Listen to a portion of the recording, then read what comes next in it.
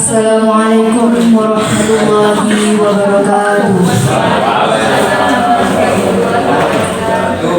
Bismillahirrahmanirrahim. Alhamdulillahirabbil alamin. Wa bihi nasta'in ala umuri dunya waddin.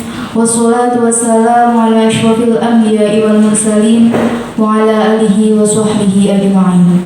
Rabbi shrah li sadri wa yassir li amri wahlul 'uqdatam min lisani yafqahu qawli. Amma ba'd. Yang terhormat Bapak Dr. Andes Haji Ali Nurdin Majelis Pendidikan selaku Kepala Sekolah SMA Negeri 1 Karangginangun. Yang saya hormati Ibu Maulidah Hasanah Sarjana Pendidikan dan Ibu Rizky Vera Fernanda selaku calon guru penggerak. Dan tak lupa yang saya hormati Bapak dan Ibu guru sekalian yang saya banggakan. Syukur alhamdulillah kita panjatkan kehadirat Allah Subhanahu wa taala atas limpahan rahmat, taufik, hidayah serta inayahnya kepada kita semua, sehingga pada pagi hari ini kita bisa berkumpul dalam acara kegiatan diseminasi budaya positif oleh calon guru penggerak. Sholawat serta salam semoga tetap terlimpahkan kepada junjungan kita Nabi besar Muhammad SAW yang telah membawa umatnya dari zaman kegelapan menuju zaman yang terang benderang, dan yang kita harapkan syafaatnya besok di yaumil qiyamah. Amin. Bapak Ibu guru yang kami hormati, terima kasih atas kehadiran dan partisipasi panjenengan pada acara ini. Semoga dengan digelarnya acara ini dapat meningkatkan pengetahuan kita terhadap budaya positif yang diterapkan di lingkungan sekolah. Selanjutnya, di sini saya sebagai pembawa acara akan membacakan susunan acara pada hari ini. Adapun susunan acaranya sebagai berikut. Yang pertama yakni pembukaan. Yang kedua menyanyikan lagu Indonesia Raya. Yang ketiga sambutan oleh Bapak Kepala Sekolah. Yang keempat pemaparan materi budaya positif. Dan yang terakhir yakni penutup atau doa. Untuk mempercepat waktu, marilah kita mulai acara pada pagi hari ini dengan bacaan surat Al-Fatihah. Ila hadrat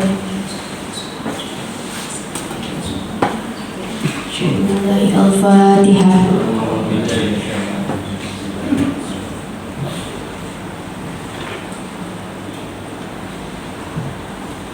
Terima kasih. Untuk acara selanjutnya yaitu menyanyikan lagu Indonesia Raya. Kepada Bapak dan Ibu guru mohon untuk berdiri.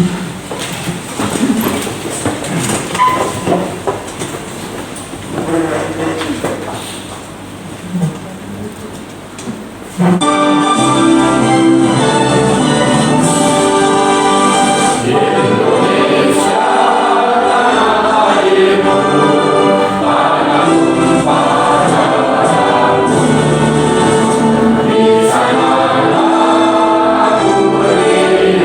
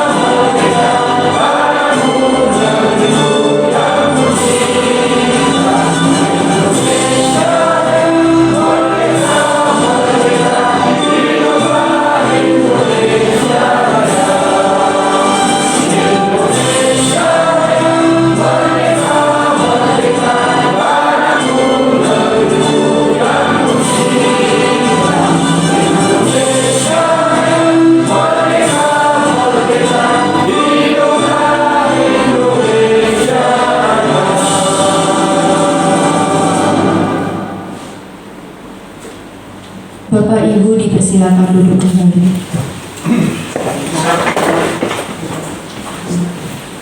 Melangkah acara selanjutnya yaitu sambutan oleh Bapak Kepala Sekolah kepada Bapak DRS Haji Ali Nurdin. Kami persilakan.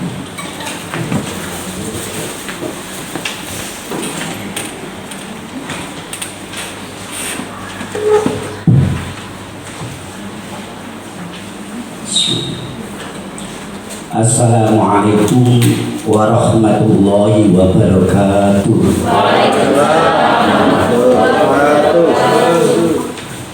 Bismillahirrahmanirrahim. Alhamdulillahirabbil alamin. Wassalatu wassalamu ala asrofil mursalin Sayyidina Muhammadin wa ala alihi wa sahbihi ajma'in, amma ba'd. Yang saya hormati Bapak Ibu Guru beserta tenaga kependidikan, khususnya kepada Bu Vera dan Bu Maulida selaku calon guru penggerak. Masih calon guru ini, belum guru penggerak ya. Masih calon, masih proses.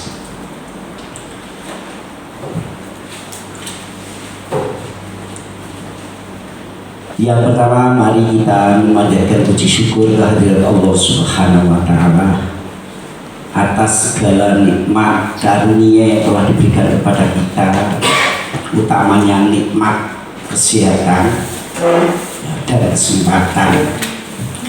Nikmat sehat itu penting. Sehat aslinya murah, tapi jadi mahal kalau sudah sakit. Kalau ditanya sehat itu mahal nggak? Mahal nggak, sehat itu murah. Yang mengibat mahal itu kalau kita sudah sakit. Sehat itu kan untuk menjaga agar jantung kita tidak merokok, itu kan malah murah loh, gak mengeluarkan uang loh. Nah, jadi murah aslinya itu sehat itu. Minum, cukup minum air putih murah, tidak usah minum Pirtus. Kan ada yang minum Pirtus toh, Pirtus diumbi. Itu loh. Ternyata betul, saya mengikuti itu, sehat itu murah, betul ya. Banyak minum air itu semakin sehat. Kecuali malam tidak boleh terlalu banyak minum, nggak repot. Bolak balik tangi, kok tangi itu nung jeding wis tahajud yo gak apa-apa, tangi yo terus balik maneh. Iku aku Bu ngono ya. Seperti itu. Jadi sehat itu murah, yang mengakibatkan mahal karena kita pas sudah sakit. Oleh sebab itu di kesempatan sehat itu sesuai yang disampaikan Rasulullah itu, yang kedua ihtan khonsan qabla khobsin, yang kedua itu wasihataka qabla, jadi sehatmu sebelum sakit. Karena ada 5 yang dipanti-panti Rasulullah itu, ada 5. Sempat sebelum sempit ya. Sehat sebelum sakit, muda sebelum tua lah. Sing muda-muda dijaga betul. Apa dijaga meski iso tuwa bisa tetap berlalu. Dan kalau dijaga artinya disiapkan sebaik mungkin. Sholawat salam mudah-mudahan tetap tercurah kepada baginda Nabiullah Muhammad Rasulullah Sallallahu Alaihi Wasallam yang telah membimbing kita sehingga kita bisa memilih yang hak dan meninggalkan yang batil. Bapak Ibu yang saya hormati, dan khususnya dua ibu calon guru penggerak yang berbahagia, pada kesempatan ini saya perlu menyampaikan tadi yang di WA itu jadi judulnya apa udah itu, diseminasi budaya positif ya, budaya positif. Diseminasi itu ya menyebarkan budaya positif. Jangan Bapak Ibu terus ini, apa sementara ini tidak positif, sudah. Seperti yang disampaikan Pak Hir kemarin, kita itu sudah banyak budaya positif, cuma melaporkannya yang sulit Pak ya. Kita itu kadang harus melakukan, tapi di laporan bingung. Ya seperti saya sendiri, inovasi banyak yang saya lakukan, tapi kalau sudah menuangkan itu sulit karena apa? Tidak latihan. Tapi kalau sudah biasa, saya punya temannya Bundun, Pak Rasmian itu loh ya. Karena sudah biasa menuangkan, di sini Bu Iva sudah biasa menuangkan. Sekarang Bu Iva mempresentasikan, ya ini termasuk guru pilihan untuk mewakili TGRI Kabupaten Lamongan, SMA satu-satunya yang mewakili SMA satu-satunya Bu Iva. Ya, Lamongan. Ini loh kena dibanggakan Mas Yo ini loh Pak, ini gambaran gini. Awak dhewe ra nglakoni tapi nek duwe kanca kan ya. Awak dhewe ku mau mlepuk cerita tok iku kancaku kan ngono to. Nah, cerita itu loh.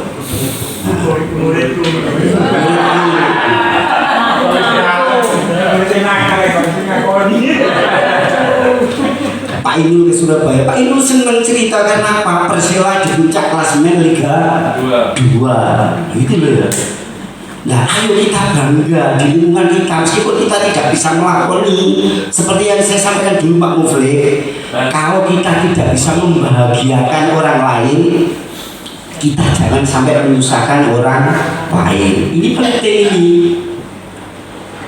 Kalau kita tidak bisa menguntungkan orang lain, jangan sampai kita merugikan orang lain. Ini penting. Nah ini Buddha. Di sini Buddha sudah bagus. Ya. Kelihatannya Bu, kelihatannya jenengan di depan pintu gerbang itu kelihatannya kok sepi. Tapi bagaimana komentar wali murid? Seneng Pak Kulo dengan karena anak-anak sudah dijemput. Jenengan lihat sekolah-sekolah maju bagus yang punya nama internasional. Yang dekat di sini itu bersih, SMA Muhammadiyah dan SMA NU, bukan SMA Negeri Bersih. Yang punya reputasi Asia Tenggara itu. Jadi yang dekat kita paling dekat di Lamongan belum. Di Gresik itu SMA Muhammadiyah sama SMA NU Gresik Semanu. Itu sudah punya reputasi Asia. Bagus. Jadi ada yang menonjol di sana, ada yang menonjol.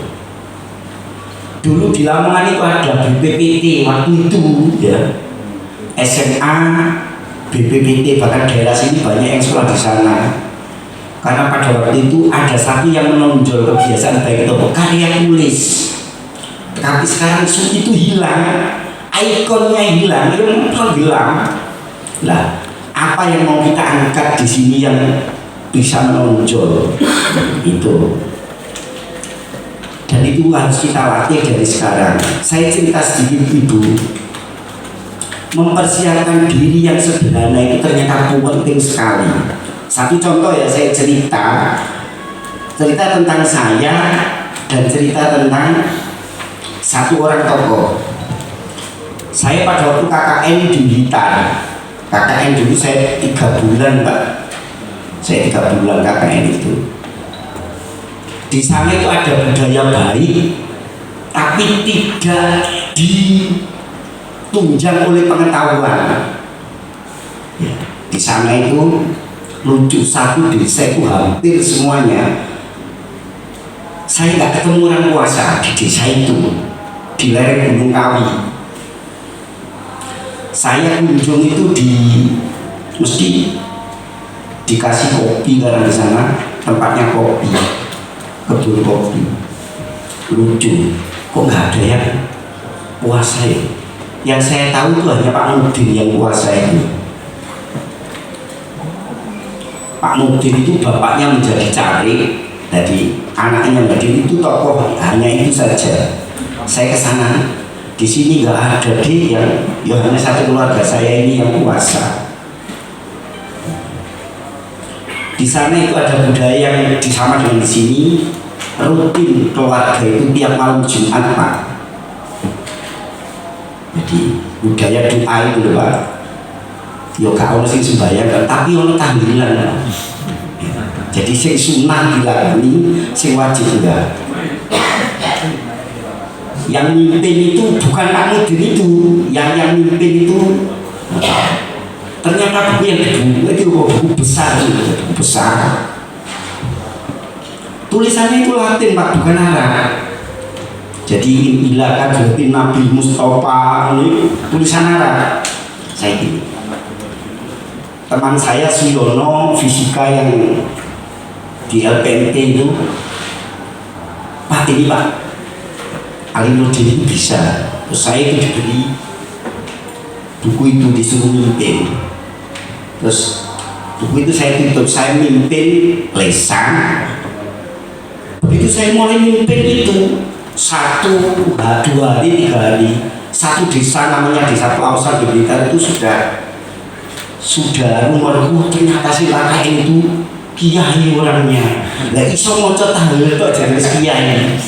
Muga fasih apalan gak nggowo buku. Itu loh, padahal itu karena kebiasaan dibaca waktu di MI sudah. Ini jadi kebiasaan positif itu ternyata efeknya besar sekali. Kalau sudah besar kita sulit membiasakan anak-anak. Makanya saya kenapa waktu datang harus baca Quran. Saya ingin ngecek guru agama laporan anak-anak berapa. Dulu waktu di Mantap saya ngajar sendiri Pak, habis zuhur itu yang nggak bisa sama sekali, yang nggak telaten gurunya saya yang ngajar sendiri. Saya ajar sampai bisa. Terus yang kedua, cerita yang kedua ini bukan aib, saya menyampaikan apa adanya. Pak Erick Thohir itu kan orang besar. Erick Thohir itu orang besar, datanya banyak. Saya mengikuti proses. Pada waktu disuruh, diperintah untuk menjadi panitia nasional 1 abad. Ya itu. Dia kan nggak bisa. Belajar Allah muafiq wal aqwamitor itu berhari-hari. Begitu waktu harinya kan saya keliru jangan buka di YouTube itu. Jadi bukan wallahul muwaffiq ila aqwamit thoriq, tapi wallahul muwaffiq ila aqwamit thoriq ya. Wamin thoriq diguyu kan itu. Makanya membiasakan hal yang positif mulai sejak dini itu penting. Kita tidak tahu kan, terutama generasi kita itu nggak tahu siapa ngerti jadi orang besar, jadi orang penting.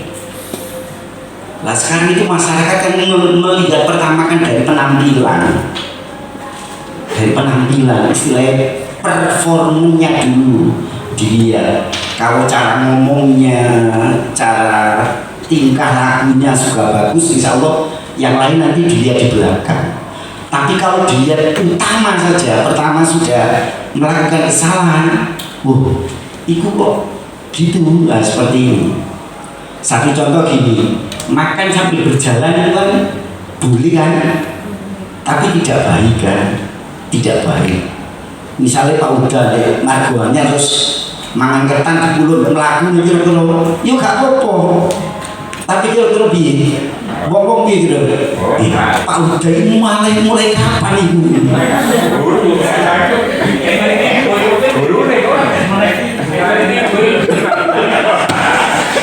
Nah, ini loh bapak-bapak kadang-kadang yang tidak kita sadari. Hal sederhana, tapi tidak kita upayakan menjadi pembiasaan. Makanya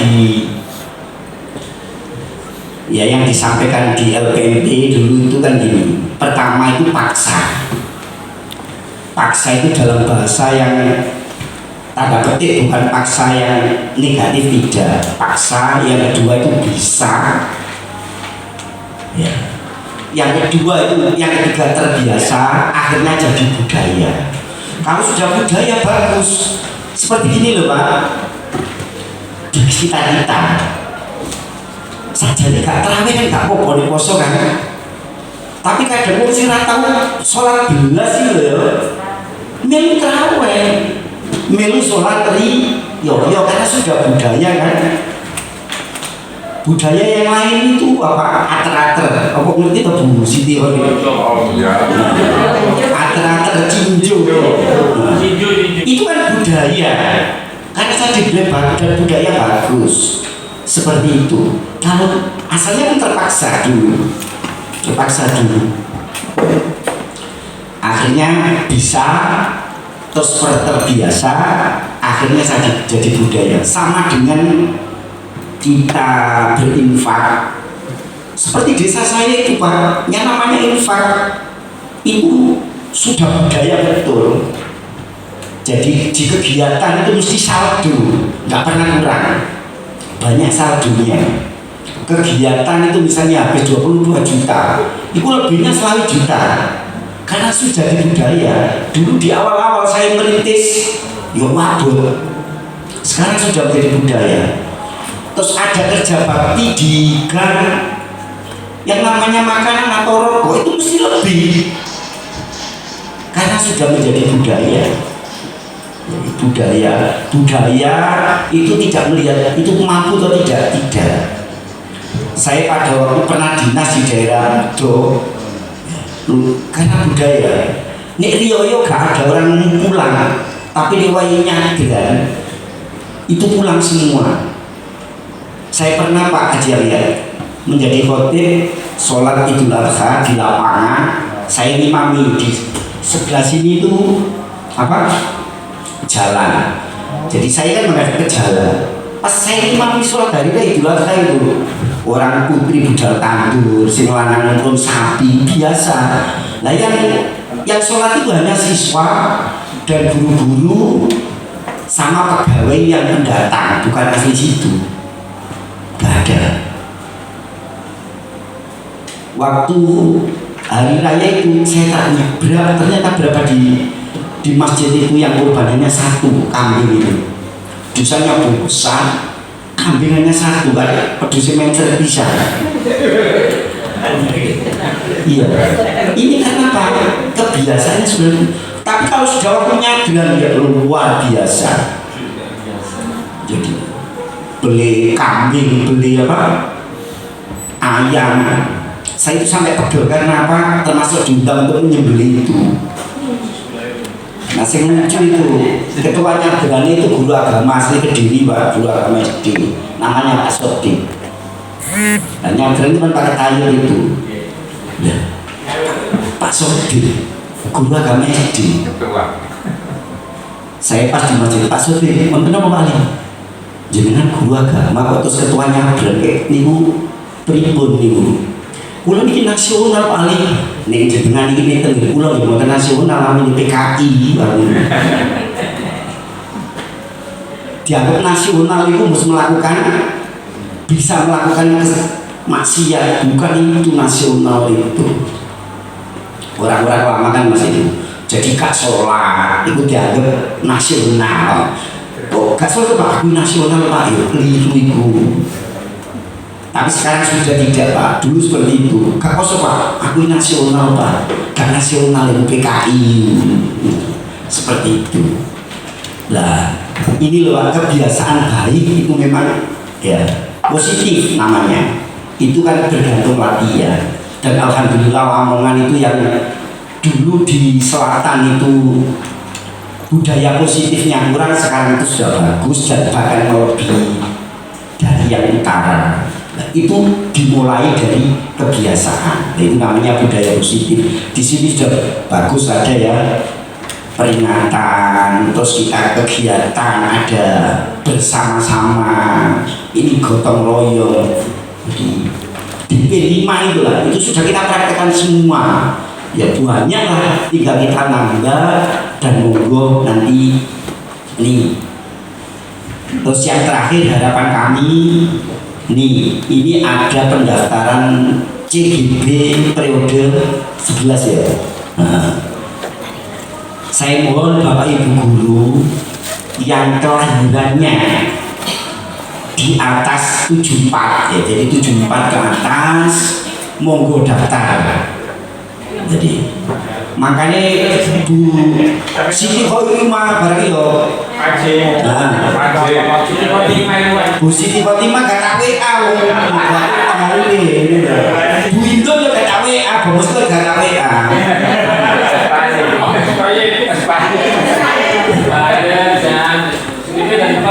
Jadi yang saya japri itu Bu Nanda karena sudah memenuhi ya. Pak Dani saya tanya, kalau masih kurang 1 tahun. Nah.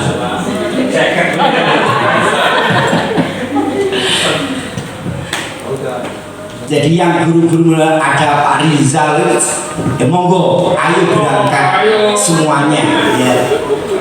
Ayo Bismillah, semua kita bantu bersama-sama. Gini loh Pak,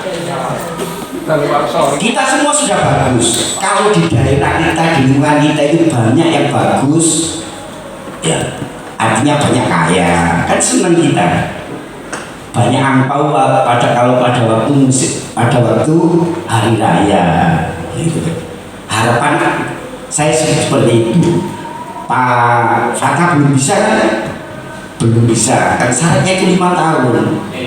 Lalu Pak Afif kan sudah memenuhi syarat itu. Yang Pak Afif yoga belum.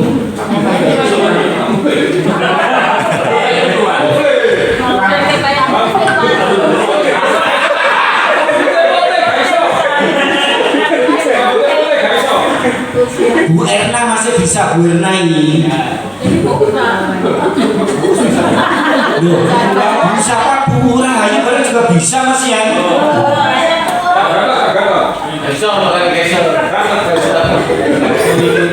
Monggo, ayo daftar semuanya, ayo kita bantu pesta. Nanti kalau jenengan sudah masuk di dalam, merasakan nikmatnya pembelajaran itu harapan kami seperti itu. Ayo kita sama-sama. Monggo. Pak Akhir itu kepingin noman ya.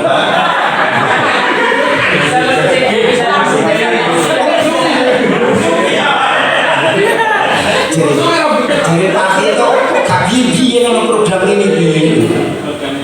Tapi alhamdulillah Pak, saya pribadi merasakan sebagai guru, saya merasakan bisa menjadi guru inti. Kalau sekarang itu ya sama, karena dulu itu ada guru inti.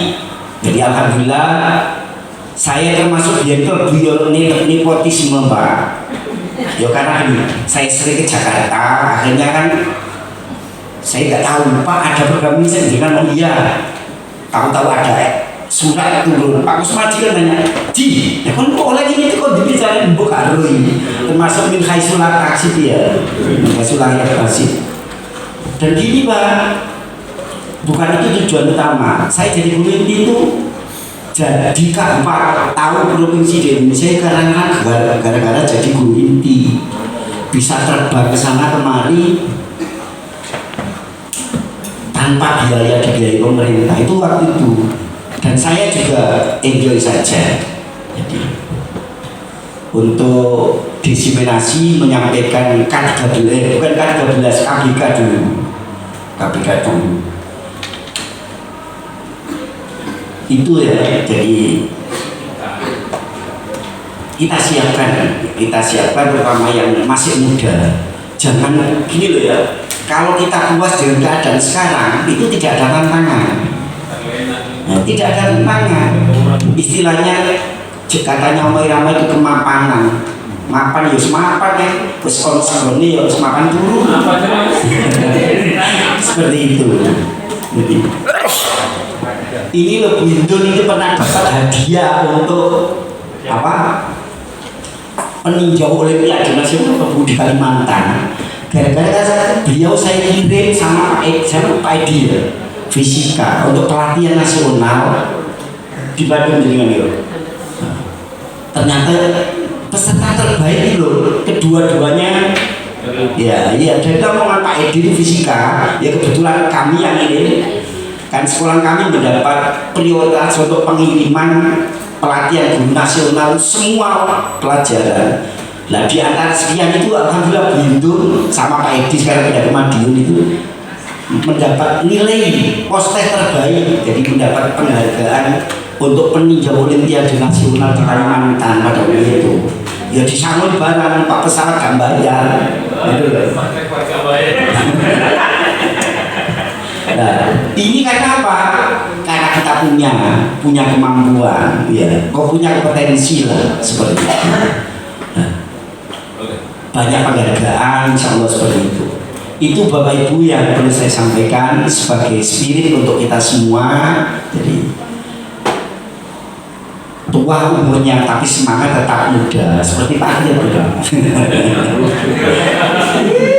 yang muda harus tetap semangat seperti itu. Ayo Bu Siti Khorimah, bismillah, nawaitu hari ini. Ayo siapa? Oke, setuju. Asik. Terima kasih atas kehadirannya. Mohon maaf atas kekurangan. Wassalamualaikum warahmatullahi wabarakatuh. Baik, terima kasih kami sampaikan. Untuk mengangkat acara selanjutnya yaitu pemaparan materi budaya positif. Untuk yang pertama disampaikan oleh Ibu Maulidah Hasanah, Sarjana Pendidikan. Kepada beliau kami persilakan. Assalamualaikum warahmatullahi wabarakatuh. Bismillah, alhamdulillah, la haula wala quwata illa billahil aliyil azim. Yang terhormat Bapak Dr. Andes Ali Nurdin, Magister Pendidikan selaku Kepala SMA Negeri 1 Karangginangun. Yang saya hormati Bapak dan Ibu Guru serta Tata Usaha SMA Negeri 1 Karangginangun. Syukur alhamdulillah kita semua diberi kesempatan, kesehatan oleh Allah Subhanahu wa taala sehingga bisa menghadiri kegiatan ilmiah pada siang hari ini. Tak lupa salawat serta salam semoga tetap tercurahkan kepada baginda Rasulullah SAW yang memberikan petunjuk kepada kita dari jalan gelap gulita menuju jalan yang terang benderang, yakni ad-dinul Islam. Bapak Ibu, saya mengucapkan terima kasih sekali atas kesediaan Bapak Ibu untuk hadir dalam kegiatan siang ini, mendukung dan mensupport saya dan Bu Rizky Vera untuk melaksanakan diseminasi budaya positif yang sejujurnya ini adalah tugas bagi kami sebagai calon guru penggerak, begitu.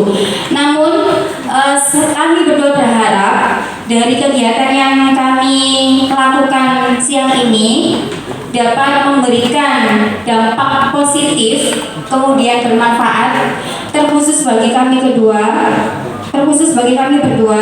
dan umumnya untuk Bapak Ibu guru semua, supaya nanti kedepannya kita dapat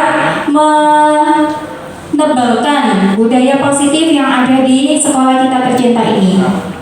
Saya yakin Bapak Ibu semuanya sudah melaksanakan budaya positif yang ada di sekolah ini. Namun yang perlu kita tekankan adalah penanaman Bapak Ibu. Jadi saya dan Bu Vera berdiri di sini tidak bermaksud untuk menggurui Bapak Ibu, tapi kita sharing, berbagi informasi, berdiskusi tentang apa yang sudah kami dapatkan selama pembelajaran beberapa bulan terakhir ini. Dalam kesempatan ini kita akan melaksanakan diseminasi budaya positif Bapak Ibu. Sebelum saya masuk ke materi utama, saya ingin menyampaikan dan mengingatkan kembali kepada Bapak Ibu bahwa menurut Bapak Pendidikan kita Ki Hajar Dewantara, tujuan pendidikan itu adalah mengantarkan murid-murid agar mencapai kodrat mereka, kemudian mencapai keselamatan dan kebahagiaan setinggi-tingginya, baik sebagai seorang manusia maupun sebagai masyarakat. Untuk itu Bapak Ibu, sebagai seorang pendidik, tugas kita ini menuntun, mengarahkan anak-anak agar mereka dapat mencapai kodrat yang mereka alami, baik kodrat alam mereka maupun kodrat zaman mereka, sehingga mereka dapat berada pada titik kebahagiaan setinggi-tingginya. Nah, Bapak Ibu, saya ingin bertanya kepada panjenengan semua. Mari kita jawab beberapa pertanyaan berikut ini. Apakah Bapak dan Ibu setuju bila pemberian hukuman dapat mendisiplinkan murid? Tidak setuju. Setuju. Kompleks ya, ada yang sebagian setuju, ada yang tidak setuju. Saya lanjutkan. Apakah Bapak dan Ibu setuju setuju bila memberikan hadiah meningkatkan prestasi murid? Ada yang tidak setuju, ada yang setuju. Baik, saya lanjut dulu ya. Yang ketiga, guru harus mampu memberikan solusi untuk setiap permasalahan yang dihadapi oleh murid. Setuju. Baik, yang terakhir adalah guru berperan sebagai teman bagi muridnya. Setuju. Banyak yang setuju. Mari kita lanjutkan.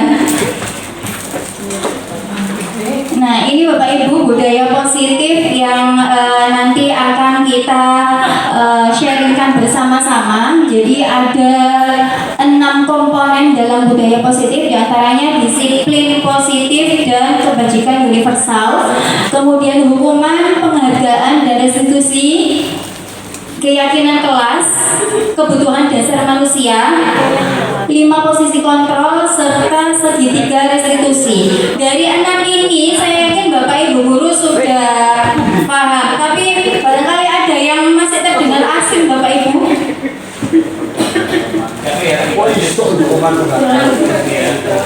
Restitusi, restitusi. Nanti kita diskusikan bersama-sama.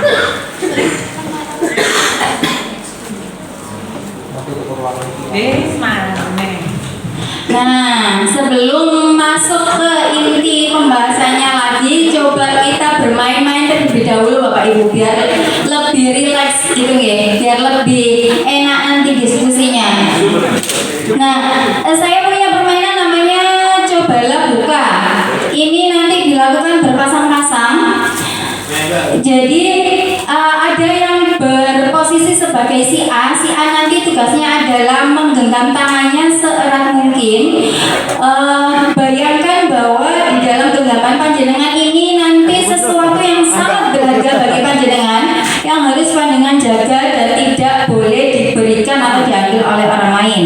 Nah, nanti tugas si B berusaha untuk membuka genggaman si A. Panjenengan berusaha, terserah mau merayu, mau mengancam, mau minta tolong, terserah gimana caranya nanti genggaman si A ini bisa terbuka. Begitu Bapak Ibu ya.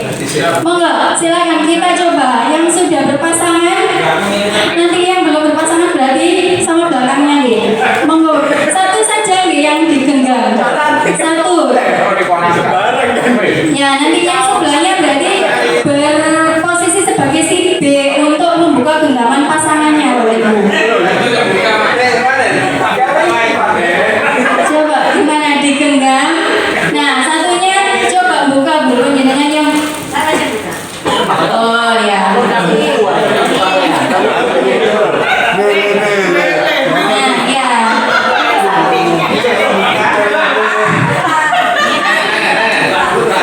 Genggaman itu diusahakan untuk tidak terbuka nggih Bapak Ibu, karena itu sesuatu yang penting bagi panjenengan. Ya, sesuatu yang penting yang harus panjenengan jaga. Remes ke tangan Bu Masri. Ya, walaupun si B nanti berusaha membuka, karena harus bertahan untuk tetap menggenggam.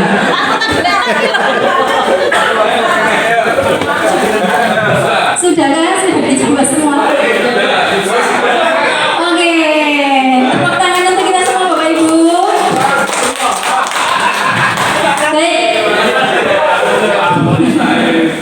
Yang perlu saya tanyakan yang pertama adalah, apakah Bapak Ibu yang berposisi sebagai si A mau membuka genggaman tangannya?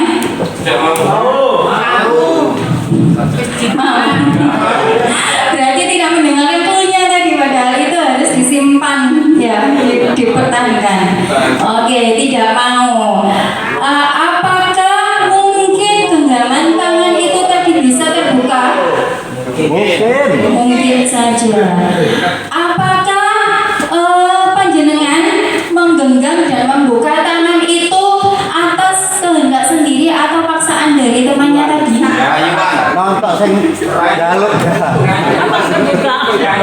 Rayuan. Oh, ada yang masih rayuan, ada yang dari dirinya sendiri gitu ya. Nah, itu nanti Bapak Ibu dasar utama kita dalam menerapkan budaya positif, karena sesungguhnya apapun yang akan kita lakukan itu sebenarnya dasarnya dari kita sendiri, bukan paksaan dari orang lain. Kalau Kalau kita melakukannya dari diri kita sendiri, insya Allah apa yang dilakukan itu akan maksimal dan sukarela. Tapi kalau yang dilakukan nanti terpaksa, maka yang ada adalah perilaku negatif dari hasil paksaan tersebut. Nah itu nanti coba kita bahas bersama-sama.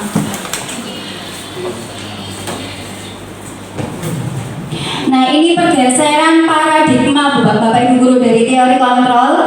Menurut Dr. William itu bahwa yang pertama adalah ilusi bahwa guru itu mengatur murid. Benar atau salah? Pernyataan guru itu mengatur murid. Benar. Faktanya seperti itu. Padahal yang sebenarnya itu tidak. Gitu. Yang kedua, ilusi bahwa hukuman itu akan membuat murid lebih baik. Ya. Ada yang tidak, ada yang iya. Kalau tidak, alasannya apa Pak? Bergantung hukumannya, punishmentnya. Kalau punishmentnya itu juga edukatif, bisa lo jadi bagus. Tapi kalau hukumannya itu hanya sekedar ya, jadi tidak bagus, akhirnya malah menjadi. Contohnya orang tua dulu. Tadi malam saya mengikuti pengajian oleh Pak Yai itu. Kalau dulu kan yang dipengajai anak-anaknya, sekarang itu malah orang tuanya. Karena kalau orang tua itu terlalu keras pada anaknya, anaknya juga akan niteni. Gak patek saya kalau orang tua karena apa? Pada waktu mendidiknya terlalu keras.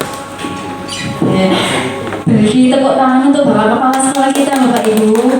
Keren sekali nggih. Jadi hukuman itu tergantung nggih. Kalau hukuman itu sifatnya mendidik, insya Allah akan berpengaruh positif kepada murid. Tapi kalau hukumannya hanya sekedar menghukum, menyakiti, maka hasilnya tidak merubah murid menjadi baik, tapi malah membuat mereka berperilaku atau menambahkan perilaku negatif yang mereka lakukan. Gitu. Jadi kita selaku seorang pendidik harus benar-benar bisa menempatkan mana itu hukuman dan mana itu konsekuensi. Sama atau tidak Bapak Ibu, hukuman dengan konsekuensi? Berbeda, tipis tapi ya. Padahal sebenarnya berbeda. Kalau saya lihat dari pernyataan Bapak Kepala Sekolah kita tadi, yang disampaikan itu konsekuensi. Kalau hukuman ya sifatnya membuat siswa semakin menjadi negatif dalam berperilaku. Gitu. Terus kemudian ilusi bahwa guru ketika memberikan penghargaan itu bisa membuat siswa menjadi semakin berprestasi. Benar atau salah Bapak Ibu? Tidak juga. Ya. Karena kalau selalu diberikan penguatan melalui penghargaan, siswa akan merasa apa? Mengejar penghargaannya. Benar sekali Pak. Akan bergantung. Kemudian berharap nanti kalau saya mengerjakan tugasnya Bapak si ini, pasti saya dapat hadiah tabul kayak atau apa gitu ya. Jadi tidak dari dirinya sendiri. Boleh saya tambah sedikit kaitan dengan hukuman? Iya. Sebaiknya kalau hukuman dimanipulasi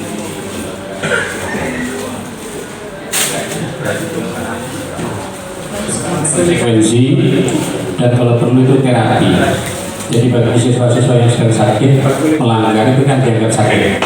Itu ibarat orang sakit itu perlu terapi.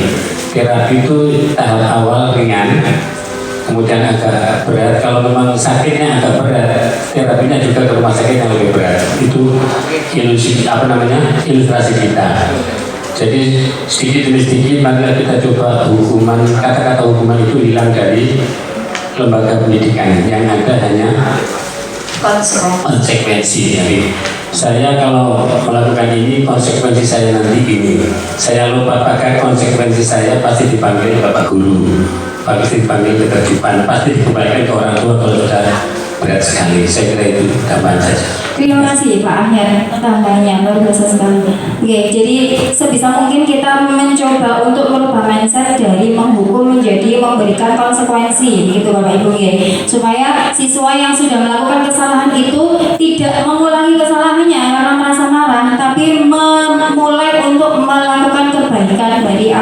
belajar dari apa yang sudah dilakukan.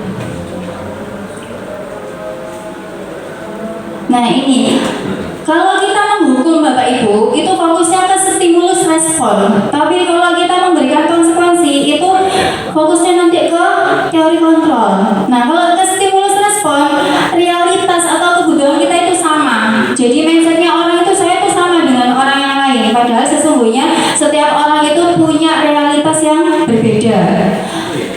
Selanjutnya, semua orang melihat yang sama, melihat hal yang sama. Jadi melihat satu permasalahan itu, penilaian semua orang itu sama kalau di stimulus respon. Tapi kalau di teori kontrol, orang akan melihat dari banyak sisi, jadi tidak sama. Selanjutnya, kita mencoba mengubah orang agar berpandangan sama dengan orang lain. Pemaksaan kalau bentuknya hukuman Bapak Ibu, tapi bentuknya konsekuensi, maka kita berusaha memahami pandangan orang lain tentang dunia ini. Nah, soalnya perilaku buruk dilihat sebagai suatu kesalahan. Nah, ini yang sedikit berbahaya itu ini. Labeling Bapak Ibu guru. Ketika seorang murid melakukan satu kesalahan, dia dilabel salah terus, padahal ya menjustifikasi. Padahal tidak seperti itu. Orang melakukan kesalahan itu ada alasannya. Misalnya siswa datang terlambat, kita justice-nya, oh si anak ini memang senangnya terlambat. Padahal dalam perjalanannya si anak ini entah banyak bocor atau mungkin di rumah tidak ada keluarga yang membantu untuk membangunkan dan yang lain sebagainya. Nah, selanjutnya kalau stimulus respon, orang lain bisa mengontrol diri kita. Padahal sebenarnya kontrol itu ada pada diri kita masing-masing. Nah, poin yang selanjutnya, pemaksaan ada pada saat bujukan yang gagal. Ketika sudah gagal dibujuk, kita maunya maksa gitu ya, memaksakan kehendak. Padahal harusnya kolaborasi yang terpenting. Kalau kolaborasi itu berjalan antara pendidik dengan murid, insya Allah tidak akan ada paksaan. Semuanya akan berjalan sesuai dengan yang diharapkan dan akan nyaman dari kedua belah pihak. Yang terakhir adalah modal berpikir menang kalah. Biasanya gitu ya. Kita kalau jadi guru merasa sudah besar, merasa lebih tua dari muridnya, merasa menang, selalu benar dan muridnya salah. Padahal harusnya kalau di teori kontrol tidak ada menang kalah, semuanya menang-menang, tidak ada yang kalah. Jadi pelaksanaan pembelajaran itu berjalan nyaman, Bapak Ibu guru bisa menyampaikan materi dengan baik dan siswa menerima materi dari Bapak Ibu guru dengan baik.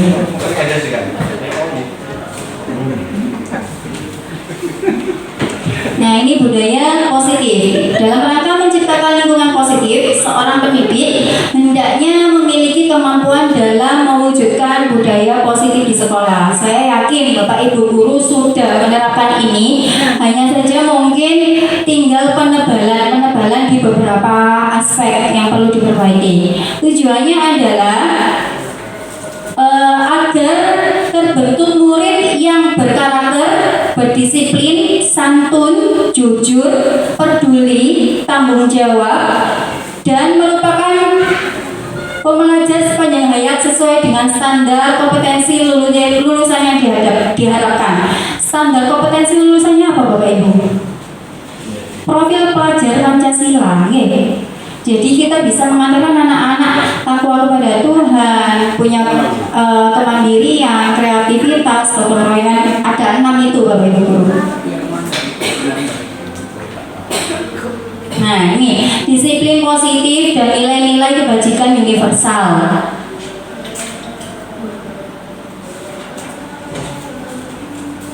Disiplin positif itu merupakan cara penerapan disiplin yang mengajarkan murid untuk bertanggung jawab, mandiri, serta menumbuhkan kesadaran diri melalui nilai-nilai kebajikan yang ada. Jadi harapannya murid itu semakin tebal dalam hal empati, simpati, percaya diri, tanggung jawab, mandiri, dan budaya positif lain yang ada. Tujuannya murid bisa menjadi siswa yang lebih baik dan bisa mencapai kebahagiaan setinggi-tingginya sebagai manusia dan sebagai masyarakat. Ini motivasi perilaku manusia Bapak Ibu.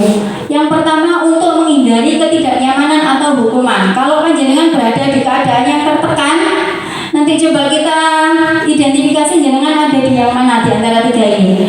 Yang kedua untuk mendapatkan imbalan atau penghargaan dari orang lain, dan yang ketiga untuk menjadikan mereka ingin dan menghargai diri sendiri sesuai dengan nilai yang mereka yakini. Kalau Bapak Ibu berada di suatu keadaan, panjenengan lebih berada di posisi yang mana Bapak Ibu? Yang hijau, untuk menjadi orang yang ingin menghargai diri sendiri, Pak. Boten menghindari ketidaknyamanan dan hukuman, akhirnya berperilaku yang lain. Boten nggih Pak. Nah, untuk yang poin pertama kedua itu motivasi eksternal dari diri sendiri, dan yang ketiga itu motivasi internal diri kita.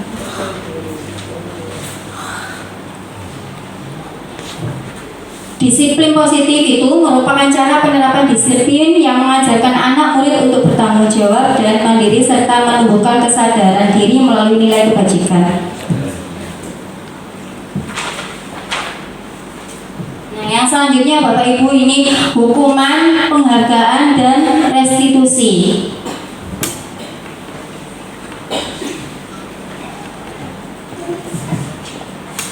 Mari kita identifikasi beberapa pernyataan dan pertanyaan yang ada di depan Bapak Ibu. Apakah ini bagian dari hukuman atau konsekuensi?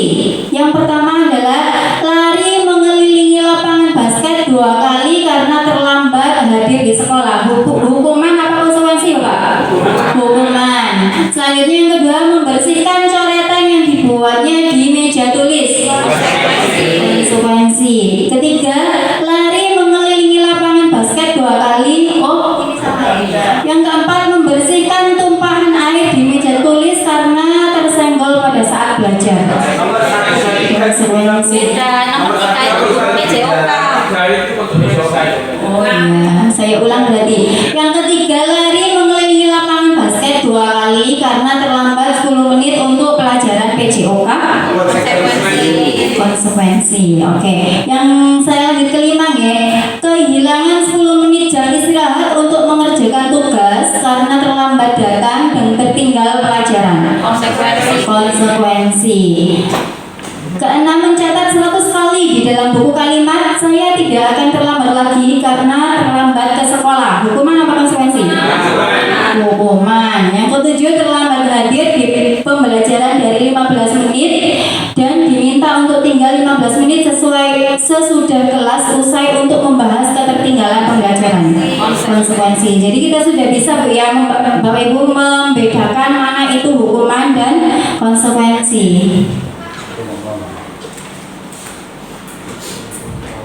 Nah, apakah boleh guru memberikan penghargaan kepada siswa Bapak Ibu? Boleh. Ya, asalkan tidak terus menerus. Nah, itu poinnya di sana Bapak Ibu. Karena kembali lagi tadi, kalau hukum penghargaan itu diberikan secara cuma-cuma, maka siswa jadinya tidak termotivasi untuk jadi lebih baik, akan tetapi malah bergantung dan ngarepno gitu ya bahasa Jawa. Iya. Yang kedua, apakah penghargaan membantu murid? Membantu, memotivasi. Tergantung kadar penghargaan itu Bapak Ibu. Kalau penghargaannya jangkanya pendek mungkin bisa membantu. Tapi kalau setiap pertemuan dapat penghargaan mungkin merusak jadinya, tidak membantu. Kalau penghargaannya jangka panjang. Terus penghargaan itu tidak efektif apabila siswa diberikan penghargaan secara terus-menerus. Jadi penghargaan itu diberikan apabila siswa benar-benar maksimal dalam proses pembelajaran Bapak Ibu. Jadi harus tetap dikontrol. Penghargaan juga merusak hubungan. Kenapa? Karena biasanya yang sering tampil dan dapat penghargaan itu anak itu saja, sehingga teman yang lain tidak termotivasi untuk belajar lebih baik seperti temannya. Mesti ada rasa cemburu atau iri. Ya, minder juga. Penghargaan mengurangi ketepatan. depan karena sudah sering dihargai gitu ya, dipuji, barangkali anaknya merasa besar hati, besar kepala, sehingga ya sudah akhirnya menyepelekan. Akhirnya dari awal yang kemarin rajin mulai turun. Nah, penghargaan tentang kualitas, penghargaan mematikan kreativitas, dan penghargaan itu menghukum. Balik lagi, kalau penghargaannya diberikannya tidak terkontrol, ya akhirnya jadi menghukum, tidak memberikan apresiasi. Ya.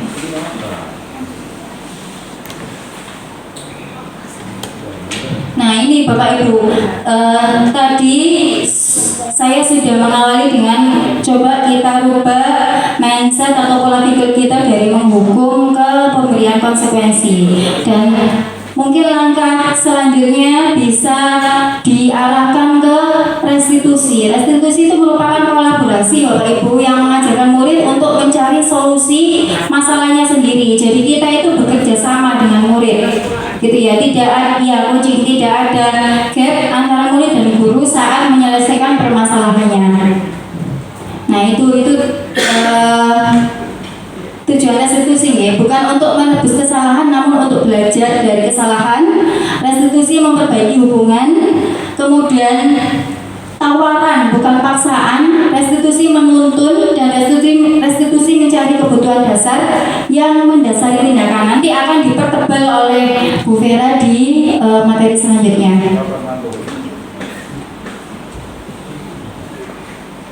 Nah, saya yakin Bapak Ibu ketika mengajar di kelas itu sudah membentuk keyakinan kelas. Kenapa keyakinan bukan peraturan? Kenapa Bapak Ibu? Kenapa harus keyakinan? Katanya bukan peraturan. Nah, karena kesepakatan kelas, keyakinan itu kesepakatan kelas. Kalau peraturan itu kan perintah Bapak Ibu ya. Jadi ketika siswa melaksanakannya itu belum tentu dari dirinya sendiri, bisa jadi karena takut. Tapi kalau keyakinan ya karena kesepakatan satu kelas, pelaksanaannya juga akan lebih mudah dan ringan.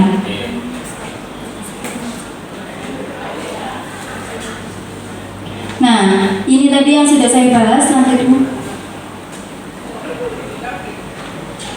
Nah, prosedur pembentukan keyakinan. Mungkin saya yakin juga Bapak Ibu di kelas sudah membuat keyakinan kelas, tapi kebanyakan barangkali belum dalam bentuk wujud begitu Bapak Ibu, belum tertulis.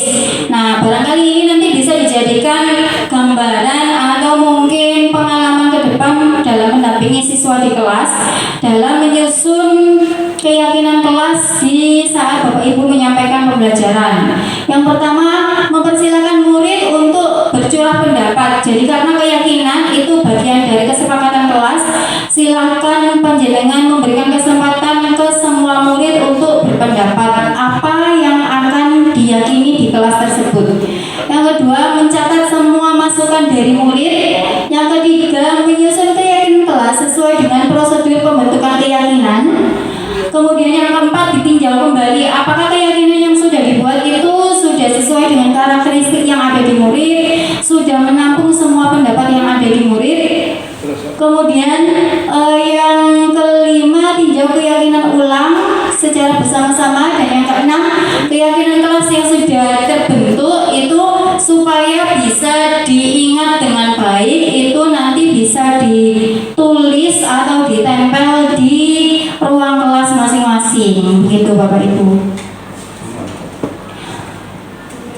Mungkin untuk pembahasan dari saya dari 3.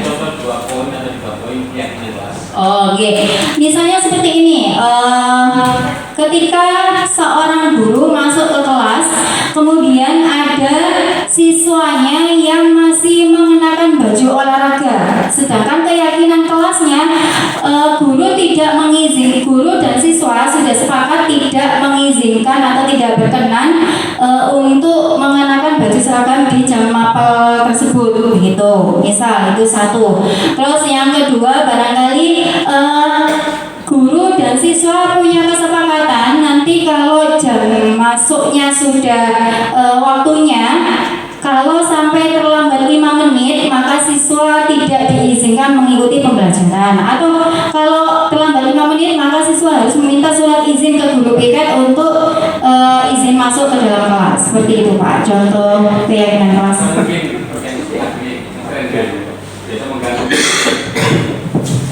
Membuat kesepakatan kelas pada siswa kaitannya dengan guru yang mengajar materi disepakati dulu ketika pelajaran disampaikan HP harus dilepas, tidak ada di tangan. Nah semacam itu termasuk bagian dari kesepakatan kelas dan itu sering terjadi HP itu masih di tangan kelas padahal guru menyarankan pelajaran. Nah itu bisa satu contoh yang konkret itu. Oh iya, benar. Ya itu barangkali bisa jadi masukan untuk kita semua Pak ya, karena bagaimanapun handphone itu bagian hidup murid kita begitu ya. Iya, jadi kalau memang tidak digunakan untuk pembelajaran di saat itu berarti harus disimpan dulu handphone, kecuali kalau memang saat pembelajaran memerlukan media HP. Bisa dipakai. Nah kita kan butuh kesepakatan gitu. Iya. Tidak mengganggu. Ya, kesepakatan dalam menggunakan gadget gitu Pak ya saat pembelajaran. Nah, kalau kamu buka HP, saya ambil, saya kembalikan suatu bulan yang akan datang. Bukan seperti itu. Iya, iya, iya. Bentuknya kesepakatan. Ya, terima kasih Pak tambahannya Pak Akhir. Baik Bapak Ibu, untuk kesempatan ini bagi saya cukup. Saya kembalikan ke moderator untuk dilanjutkan oleh Bu Rizky Vera di materi selanjutnya. Terima kasih atas perhatiannya. Saya akhiri. Assalamualaikum warahmatullahi wabarakatuh. Warahmatullahi wabarakatuh. Sebelum saya mulai, saya lihat ini Bapak Ibu udah banyak yang ngantuk. Gimana kalau kita ice breaking dulu? Boleh? Saya minta waktunya sebentar supaya kita refresh, supaya kita nggak ngantuk lagi. Kita goyang-goyang dulu. Oh, mau coba itu salam dulu ya? Boleh. Dibantu ya, Bu Lida ya. Coba dulu Bu. Oke. Kalau saya bilang guru penggerak, jawabannya tergerak, bergerak, menggerakkan. Kalau saya bilang obat kopi. Tergerak, tangannya di dada, kemudian bergerak satu tangan menggenggam, menggerakkan dua tangan menggenggam. Boleh kita praktekkan? Guru penggerak, tergerak, bergerak, menggerakkan. Tepuk tangan untuk kita semua. Oh, sekali lagi. Guru penggerak, tergerak, bergerak, menggerak. Terima kasih. Saya mau Bapak Ibu ini berdiri. Kita goyang-goyang sebentar. Boleh? Ya, monggo. Saya nyanyikan Bapak Ibu yang bergerak, yang menggerakkan badannya nggih. Nyopo. Buka tutup, bertepuk tangan. Buka tutup, tangan di pinggang ngek-nyok. Buka tutup, tangan di bahu. Buka tutup, bertepuk tangan. Digulung-gulung, Pauti. sambil tertawa. Digulung-gulung, sambil menangis. Digulung-gulung, sambil teriak. Digulung-gulung, jadilah patung. Tepuk tangan untuk kita semua. Boleh duduk kembali. Di slide selanjutnya.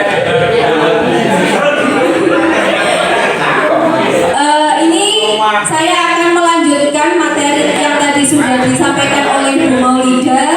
Yang pertama tentang kebutuhan dasar manusia. Jadi kita sebagai manusia itu pasti memiliki pasti punya. Nah, kira-kira apa saja sih kebutuhan dasar manusia itu? Betul, apalagi? Minum, apalagi? Tidur, apalagi? Kasih sayang. Kasih sayang. Betul. Nah, ini ya, Bapak Ibu, saya punya pertanyaan pemantik. Ibu Ambar, guru wali kelas 10-1 di SMA Pelita Hati, sedang bingung menghadapi ulah salah satu murid di kelasnya. Doni namanya. Beberapa anak di kelas 10-1 telah datang padanya dan mengeluhkan Doni yang seringkali meminta bekal makan siang mereka dengan paksa. Jika Anda menghadapi situasi seperti Ibu Ambar, apa yang akan Anda lakukan? Menurut Anda, kira-kira apa alasan Doni melakukan hal itu? Monggo Bapak Ibu yang ingin menyampaikan pendapatnya. Pertanyaannya tadi, kalau Anda menjadi Ibu Ambar, apa yang akan Anda lakukan? Dan menurut Anda, kira-kira apa alasan Doni melakukan hal itu?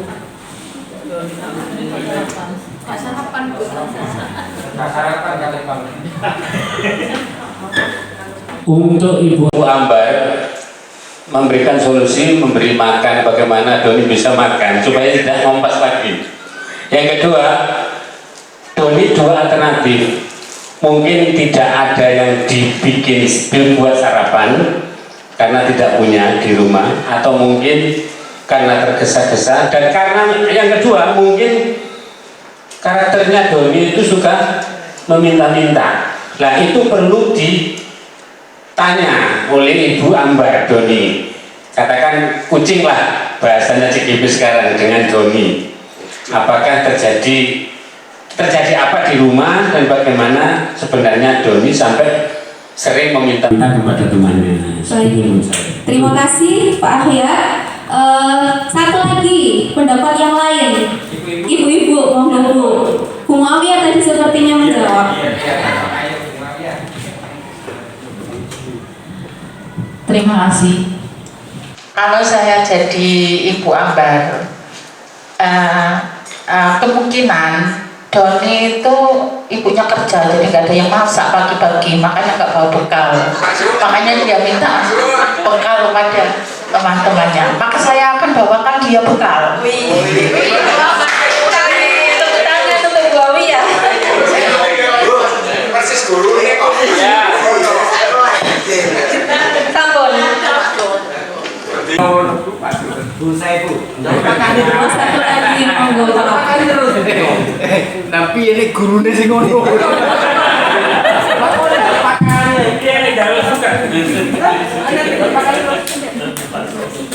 Di situ kalimatnya mengeluhkan sering kali, berarti tidak hanya satu kali.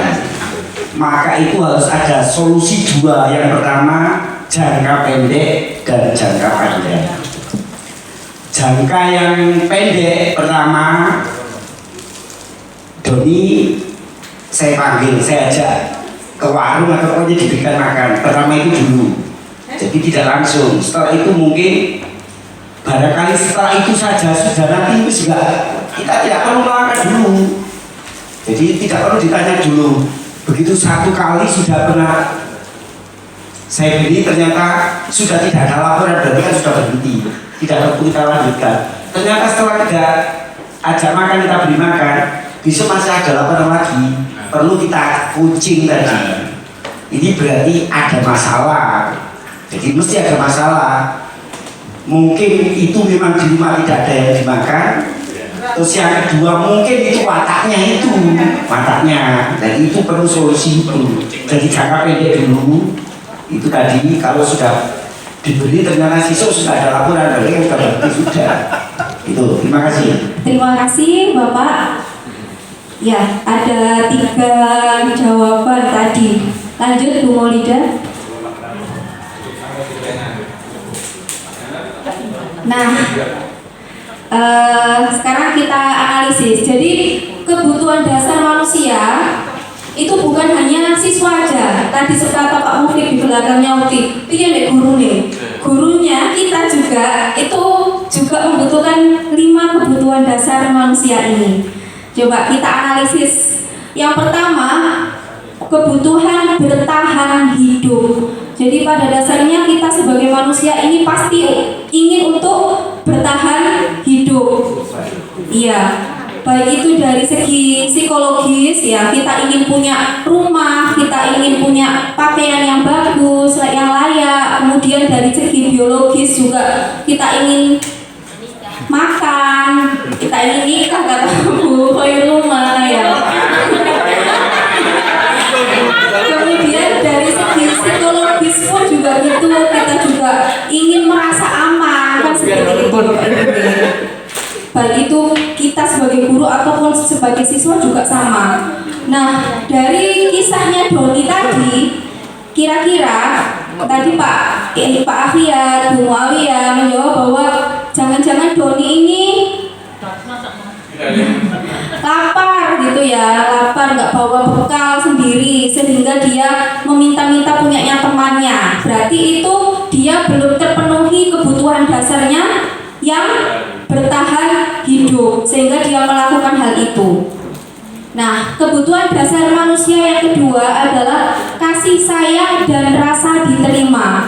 Siapa sih yang nggak ingin disayang?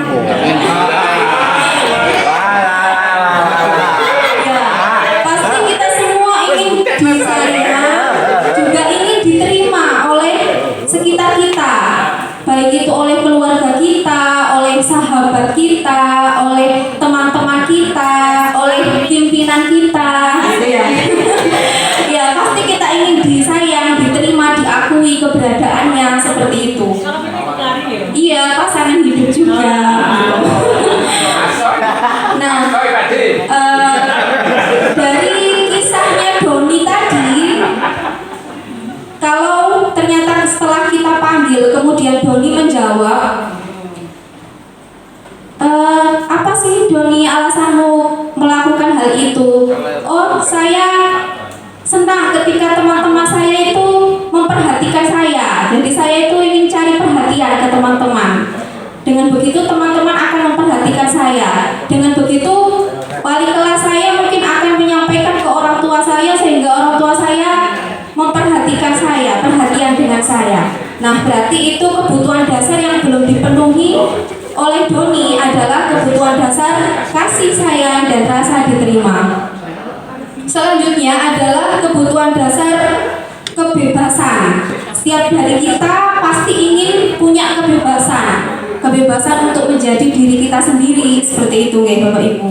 Termasuk Doni. Dia mungkin kalau jawabannya, saya itu bosen Bu dengan dimasakkan ibu, mesti dadar terus. Saya itu pengen nyoba masakannya, cari ibu lagi. yang di teman-teman kan enak-enak, pengen nyoba. Nah itu berarti kebutuhan yang perlu dipenuhi di Doni adalah kebutuhan kebebasan. Selanjutnya adalah kebutuhan kesenangan. Siapa sih di sini yang nggak ingin hidupnya senang? Pasti kita berusaha untuk bisa menjadi manusia yang bahagia, yang senang kan? Nah, kalau ternyata Doni setelah ditanya, dia itu jawabannya seperti ini. Oh, saya itu senang Bu, iseng dengan teman-teman saya. Mereka akan marah, ekspresinya itu lucu. Saya itu suka mengganggu mereka gitu. Berarti kebutuhan dasar yang belum terpenuhi oleh Doni adalah kebutuhan kesenangan. Nah, biasanya siswa-siswa kita yang kebutuhan akan kesenangannya ini tinggi, mereka akan melucu ya, bertingkah menggemaskan, sering bergurau dengan temannya seperti itu. Dan yang terakhir adalah kebutuhan penguasaan, diakui atas kemampuan yang dimilikinya. Pasti kita dari diri kita secara tidak langsung meskipun gak diomong-omong itu kan pasti pengen diakui ya Bapak Ibu, pengen diakui oleh teman kita bahwa kita ini mungkin sudah berhasil melakukan sesuatu meskipun itu kecil. Sebagai contoh, mungkin kemarin kegiatan Hari Santri sudah berjalan dengan sangat bagus. Ketuanya Pak Suud nggih. Nah, itu kan kita perlu sebagai temannya, sebagai pimpinan, mungkin untuk pengakuan terhadap prestasi yang sudah dilakukan oleh beliau dalam memimpin kepanitiaan sehingga acara bisa berjalan dengan sukses. Begitupun juga pada anak-anak didik kita, siswa-siswi kita juga mereka membutuhkan pengakuan atas dirinya, kemampuan dirinya meskipun itu kecil. Karena tidak ada anak itu yang tidak memiliki kemampuan atau yang bodoh, itu nggak ada. Semua anak pasti memiliki kelebihannya masing-masing. Nah, jika Doni tadi jawabannya, saya itu senang kalau bisa menguasai teman-teman saya, mereka akan takut dengan saya, berarti dia kebutuhan yang perlu ditekankan adalah kebutuhan penguasaan. Jadi anak-anak kita ini melakukan sebuah kesalahan atau sebuah hal yang melanggar itu pasti ada alasannya, dan alasannya adalah untuk memenuhi kebutuhan dasar mereka sebenarnya, Bapak Ibu. Nah, itu yang perlu kita pahami, dan gimana supaya tidak mengarah ke hal yang negatif. Lanjut, Bu.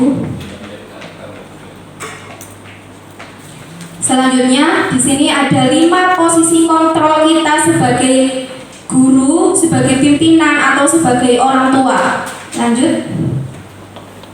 Nah, kita sebagai entah itu orang tua, entah itu pimpinan, entah itu guru, punya 5 posisi kontrol ini. Yang pertama penghukum, kedua pembuat merasa bersalah, ketiga teman, keempat pemantau, kelima manajer. Saya kira Bapak Ibu di sini pernah melakukan ini. Kira-kira jenengan lebih condong ke tipe guru yang mana? Penghukum, teman, pemantau, pembuat merasa bersalah, atau manajer? Pemantau aja. Ayo yang mana? Pemantau. Ada yang menjawab pemantau, ada yang menjawab teman. Lanjut. Ya, ini nanti kita koreksi bareng-bareng. Kira-kira ini siapa sih yang biasanya melakukan ini gitu. Yang pertama, posisi kontrol penghukum. Biasanya kita kalau menjadi guru dengan posisi kontrol penghukum, ketika ada siswa yang melakukan kesalahan, kita menggunakan hukuman fisik maupun verbal. Biasanya menggunakan nada suara yang tinggi, bahasa tubuh seperti mata melotot, jari menunjuk-nunjuk dan menghardik. Kata-kata yang dikeluarkan biasanya membentak-bentak. Kamu itu selalu aja telat, terlambat terus. Kapan kamu gak telat? Patuhi aturan saya. Kamu ini selalu aja salah. Ya. Sambil menunduk-nunduk. Nah, guru seperti ini senantiasa percaya hanya ada satu cara agar pembelajaran bisa berhasil, yaitu dengan cara dia. Jadi dia merasa bahwa siswa itu harus mengikuti apa kata saya, bahwa saya ini pasti yang benar gitu ya. Nah, coba kita analisis, kira-kira kalau siswa kita digitukan, bagaimana sih perasaan mereka? Bagian. Nah, iya, jadi ini kita perlu memperhatikan perasaan siswa juga ya Bapak Ibu. Di sini di teori ini dijelaskan bahwa kemungkinan murid akan marah dan mendendam atau bersifat agresif ketika digitukan oleh gurunya. Bisa jadi sesudah kembali, murid akan mencoret-coret bukunya atau meja tulisnya. Lebih buruk lagi, sepulang sekolah, murid melihat motor atau mobil Bapak Ibu guru akan menggores kendaraan tersebut dengan paku. Nyerempet. Nah, buku seluruh. Iya, karena dia dendam Bapak Ibu, karena dia dendam dikata-katakan yang seperti itu gitu. Nah, itu tipe yang pertama. Selanjutnya, tipe pembuat merasa bersalah. Biasanya guru menggunakan suara yang lembut, suara memelas, halus, sedih, bahasa tubuh merapat pada anak dan lesu kayak Pak Huda katanya. Biasanya dia akan mendekati siswa tersebut, kemudian membuat siswa itu merasa bersalah. Kamu kenapa sih nak melakukan itu? Kamu gak kasihan sama orang tua kamu? Mereka itu sudah berusaha loh untuk membiayai kamu. Kok kamu di sekolah seperti ini? Biasanya kata-kata yang dikeluarkan seperti itu dengan suara yang lembut.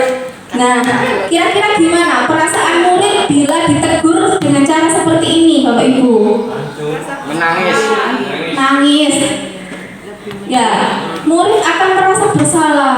Ya, apalagi siswa yang baperan, Bapak Ibu.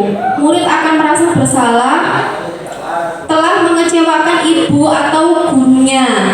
Murid akan merasa menjadi orang yang gagal dan tidak sanggup membahagiakan orang lain. Kadangkala sikap seperti ini lebih berbahaya dari sikap penghukum, karena emosi akan tertanam rapat di dalam murid menahan perasaan. Ternyata ini ada siswa-siswi kita yang seperti itu. Bahkan saya sendiri, kalau saya refleksi, pernah melakukan ini gitu. Iya, ternyata siswa saya tuh baper banget sampai dipikirkan banget sampai dia di rumah masih menangis itu ada. Nah, ternyata kurang baik juga kalau kita melakukan hal ini. Terus kita harus gimana? Nah, lanjut. Nah, posisi kontrol ketiga yaitu menjadi teman. Tadi banyak Bapak Ibu di sini yang mengatakan saya menjadi teman bagi siswa saya. Biasanya mereka akan berkata dengan suara yang ramah, akrab, dan bercanda. Ya, mereka juga sering tersenyum, kadang juga humor jenaka, membuat jenaka. Nah, contohnya itu kata-katanya, ayo bantulah Bapak ya. Ayo ingat, tidak bantuan Bapak selama ini. Gak apa-apa, nanti Ibu bereskan masalah kamu. Sambil senyum-senyum, sambil memposisikan diri sebagai teman. Kira-kira bagaimana kalau kita menjadi guru yang seperti itu? Murid akan merasa senang dan akrab dengan guru. Ini termasuk dampak positif, hanya saja sisi negatifnya murid menjadi tergantung pada guru tersebut. Jadi bisa jadi murid akan hanya mau melakukan hal positif hanya dengan guru yang dia rasa menjadi temannya itu. Kalau dengan guru yang lain dia nggak mau. Gitu, ketergantungan. Akibat ya itu sudah saya jelaskan ya. Selanjutnya, nah tipe keempat yaitu pemantau. Biasanya ini menggunakan data-data sebelumnya, sudah sering ada catatan-catatan sebelumnya. Kemudian dia guru itu menanyakan dengan nada suara dan bahasa tubuh yang lugas, tegas. Biasanya dia akan berkata, peraturannya apa? Apa yang telah kamu lakukan? Coba konsekuensinya apa atas kesalahan yang sudah kamu lakukan? Nah, biasanya dia akan menanyakan konsekuensi, kemudian siswa tersebut melakukan konsekuensi yang akan didapatkan. Misalkan kalau datang terlambat disuruh lari atau apa? Biasanya Bu di sini kalau datang terlambat konsekuensinya mendapat poin gitu ya. Itu konsekuensinya. Nah, ini perasaannya murid memahami konsekuensi yang harus dijalankan karena telah melanggar salah satu peraturan sekolah. Guru tidak menunjukkan suatu emosi yang berlebihan, menjadi marah atau membuat merasa berbuat salah. Murid tetap dibuat tidak nyaman dengan menjalankan konsekuensi yang didapat. Ini posisi sebagai pemantau. Nah, yang terakhir yaitu posisi manajer. Nah, ini posisi manajer adalah posisi di mana guru berbuat sesuatu bersama dengan murid, mempersilakan murid mempertanggungjawabkan perilakunya, mendukung murid agar dapat menemukan solusi atas permasalahannya sendiri. Jadi ini kita siswa tersebut supaya bisa menemukan solusi atas masalah yang didapatkan sendiri.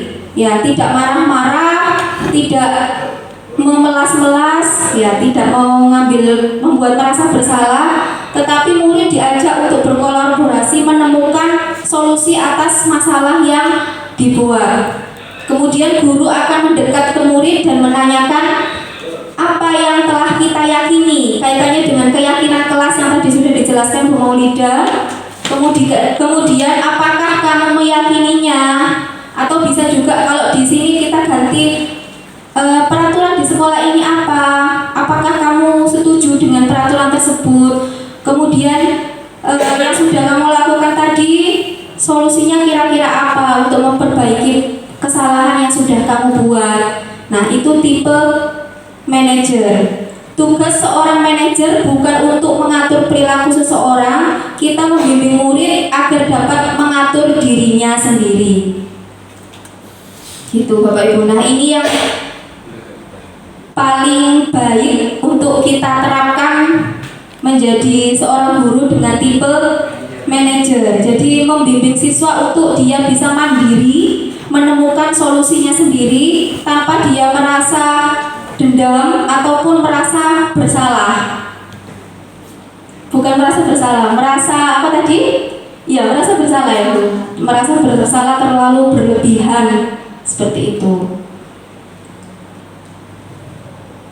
Oke, selanjutnya ini segitiga restitusi seperti yang dijelaskan Bu Maulida tadi. Restitusi itu berbeda dengan hukuman, berbeda juga dengan konsekuensi.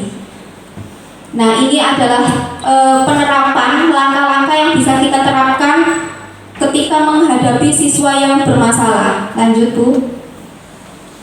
Ada 3 langkah. Yang pertama, menstabilkan identitas.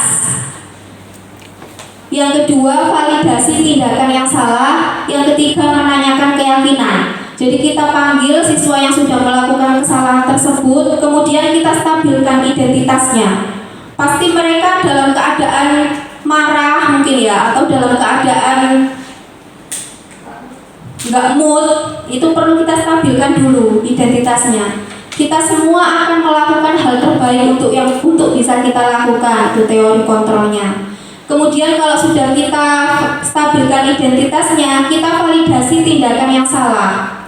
Jadi semua perilaku manusia itu pasti memiliki alasan. Nah, itu kita tanyakan, kenapa sih melakukan hal itu? Kenapa berbuat seperti itu?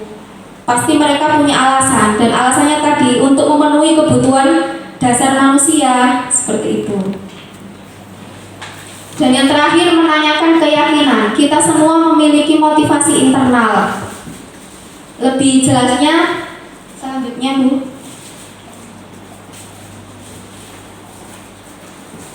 Oh, ini kurang jelas ya tulisannya. Next.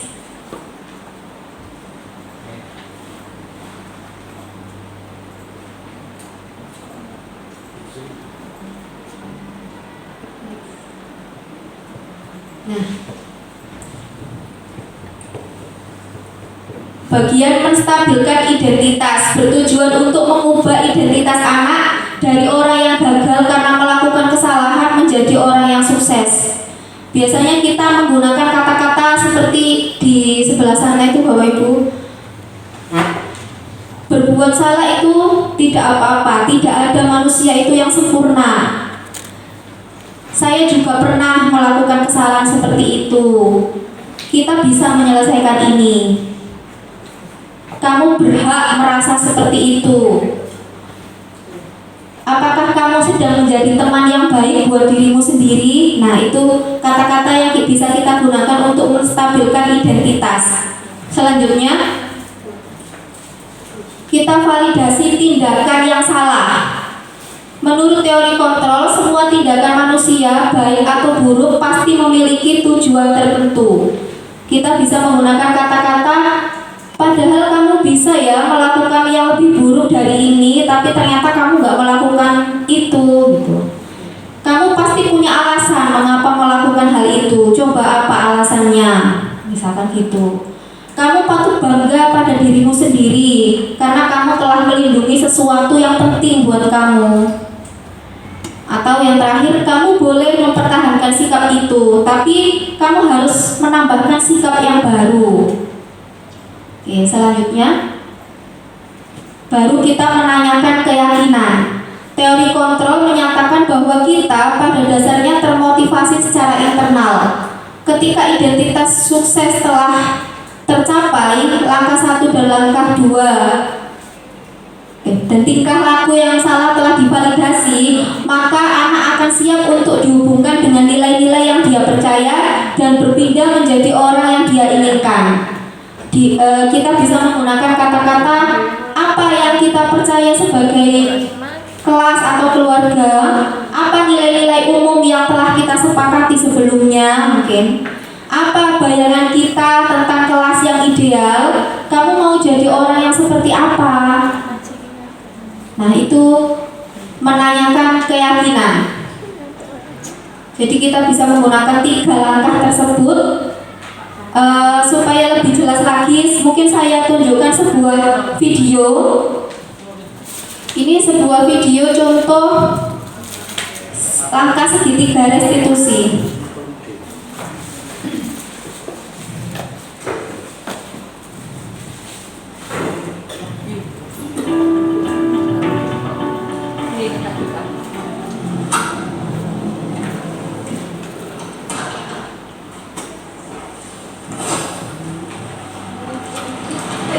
Siang Sarah. Siang Pak. Sudah lama nggak ketemu Sarah. Kenapa hari ini ada di sini? Kesel Pak, kesel banget. Masa aku dikatain tukang fitnah Pak? Ya aku marah lah. Aku balik ngatain Eka di depan kelas. Kesel banget. Oh begitu. Ya pasti kamu marah dan kesal. Bapak juga akan marah apabila ada yang menuduh Bapak seperti itu. Ini Kemudian? kita menstabilkan identitas. Kamu mau melakukan apa? Ya saya langsung ngatain Eka lah Pak. Kesel banget. Saya bentak-bentak dia depan teman-teman lain. Ini validasi tindakan yang salah. Pasti kamu melakukan seperti itu karena suatu alasan tertentu kan? Iyalah, masa saya diam saja Pak? Ya saya bela diri lah. Masa saya dituduh tukang fitnah? Ya wajar lah. Mempertahankan harga diri itu sesuatu yang penting buat kamu. Untung kamu tidak bertindak lebih gegabah lagi. Hanya membentak-bentak. Iya Pak. Untung saya masih bersabar dan hanya meminta saja. Sudah gemes padahal, saya pasti bela diri lah. Ya pasti ya. Tapi kamu memilih untuk tetap bertahan dan bersabar. Kamu memilih untuk tidak berbuat lebih parah lagi, bukan? Iya. Nah, sekarang coba kita lihat lagi. Tindakan kamu yang bentak-bentak Eka di kelas. Tindakan kamu itu kira-kira sesuai dengan keyakinan kelas atau prinsip kamu tidak? Ini menanyakan keyakinan. Capek Pak jadi pemarah. Jadi keyakinan atau prinsip mana yang kurang sesuai dengan keinginan kamu? Ya, saya sebenarnya sangat menghargai orang lain. Mungkin saat itu saya menjadi emosi, jadi tidak menunjukkan sikap itu. Kamu meyakini tidak?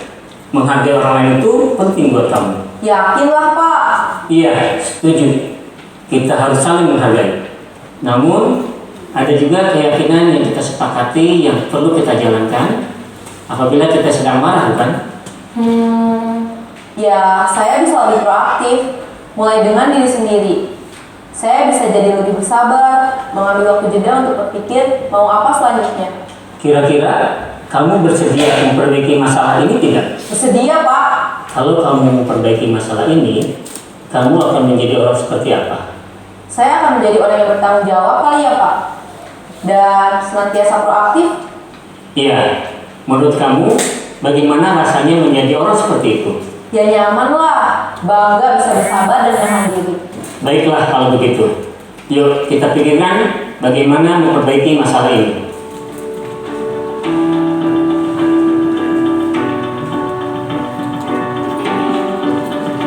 Ibu dan Bapak guru hebat. Itu tadi contoh penerapan segitiga restitusi. Kira-kira dari guru tersebut, beliau di posisi kontrol apa Bapak Ibu? Manajer. Nah itu. Seperti itu ya contohnya. Semoga kita bisa menjadi guru dengan tipe manajer seperti itu dan bisa menerapkan segitiga restitusi tersebut. Itu aja mungkin yang perlu saya sampaikan. Mungkin ada tanggapan dari Bapak Ibu. Dipersilakan sebelum ditutup oleh moderator. Pak Selamat. Monggo Pak Selamat. Sepertinya senyum-senyum. Assalamualaikum warahmatullahi wabarakatuh. Terima kasih kesempatan yang diberikan pada saya. Ini tadi saya ngobrol sama Bu Hana sebentar ya mengenai video itu tadi. Ya kalau namanya video pembelajaran mungkin itu ya biasa-biasa saja bisa kita terima. Tapi pada kenyataannya langsung saya kasih contoh saja. Di 10.3 yang anaknya Pak Habib juga itu ada 2 murid yang luar biasa, namanya satu Habib ini Habib. Coba nanti Bu Maulida menangani seperti itu tadi ya. Kalau bisa berarti saya setuju sekali loh, Bu Maulida ini memang CGP beneran. Sama Faruk ya, Faruk sama Habib Wildan itu. Tadi saya ngobrol sebentar sama kira-kira manajerial seperti itu tadi, kira-kira cocok apa enggak itu? Ya memang harusnya cocok, cuma kalau dipraktekkan langsung kepada 2 anak yang saya sebutkan tadi, kira-kira bisa apa enggak? Wong ditanya aja diem aja ya. Terus kalau ditanya diem aja itu kita itu harusnya seperti apa? Apalagi kalau yang nanya saya ya, pasti manajer yang nomor 1 tadi jelas saya keluar tadi ya. Ya, bukan manajer lagi guru ya, nomor 1 itu pasti keluar ya. Ya, terima kasih. Assalamualaikum warahmatullahi wabarakatuh. Waalaikumsalam warahmatullahi wabarakatuh. Ya, satu lagi monggo Bu Rahayu.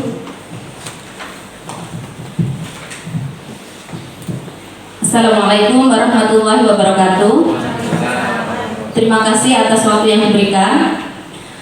Kalau selama ini posisi saya sebagai guru BK itu sudah memposisikan sebagai manajer, tapi kadang yang namanya siswa itu tidak langsung merespon baik, meskipun sudah dikondisikan untuk menstabilkan emosi, tapi yang namanya siswa itu emosinya meledak-ledak, kadang itu terbawa. Untuk menahan biar saya tidak terbawa emosi itu dengan berbagai cara, itu dalam prakteknya. Kebetulan saja dalam video itu kan sudah di setting seperti itu sehingga mudah. Tapi pada kenyataannya meskipun kita sudah memposisikan sebagai manajer, siswa itu tidak semudah itu kita kendalikan emosinya. Seperti halnya kemarin yang terlibat perkelahian di lapangan Sambo Pinggir itu menyatakan dirinya itu benar, melakukan hal itu benar.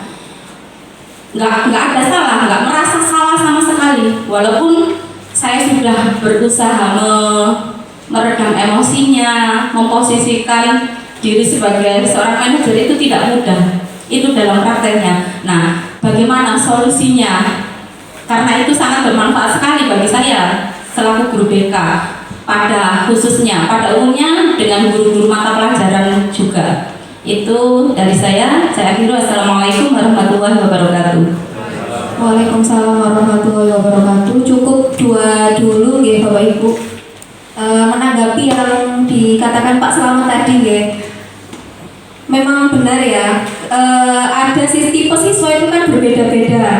Kalau di video tadi kelihatannya siswanya udah enak diajak berkomunikasi gitu ya. Tetapi ternyata pada kenyataannya anak didik kita ada yang diajak ngomong itu susah, diam aja gitu ya. Dan kaitannya dengan 5 posisi kontrol tadi itu sebenarnya tidak ada masalah kita terapkan. Yang manapun itu nggak masalah. Cuma yang paling bagus itu adalah di posisi manajer. Apalagi tujuan kita itu baik ya Bapak Ibu. Tujuan kita baik untuk mendisiplinkan anak, untuk memberikan disiplin positif ke anak. Gimana kalau ada siswa yang seperti Habib, Faruk gitu? Kalau Faruk saya kira masih bisa diajak berbicara, itu masih bisa. Tapi kalau Habib ya memang agak sulit ya Bapak Ibu, agak susah diajak ngomong, diam aja ditanya. Nah itu mungkin perlu pendekatan dulu dari kita sehingga dia bisa nyaman terhadap kita, sehingga akhirnya dia mungkin bisa memberikan jawabannya, atau mungkin dengan bantuan teman-temannya mungkin yang dekat dengan dia, seperti itu. Mungkin ada tambahan dari Bu Maulida yang sudah menangani 2 anak ini mungkin sebelumnya. Sekedar menambahkan Bapak Ibu, kalau yang disampaikan Bu Vera tadi sudah baik ya. Memang langkahnya memang seperti itu. Yang perlu kita pahami adalah ketika kita membantu siswa yang mengalami permasalahan, itu tidak mungkin masalah itu bisa langsung selesai karena semuanya berproses, gitu nggak? Jadi kita harus menanamkan kesabaran juga bahwa murid yang beraneka ragam karakternya ini itu juga memiliki pribadi mereka masing-masing. Jadi tidak bisa disamakan penyelesaiannya harus sama dengan teman yang kemarin. Oh, teman yang kemarin dikasih langkah seperti ini langsung bisa baik, jadi harusnya yang ini juga baik. Tidak bisa seperti itu. Jadi kita harus memahami murid itu secara utuh terlebih dahulu, kemudian baru bisa memberikan bantuan penanganan permasalahannya, dan semuanya berproses, tidak bisa langsung selesai.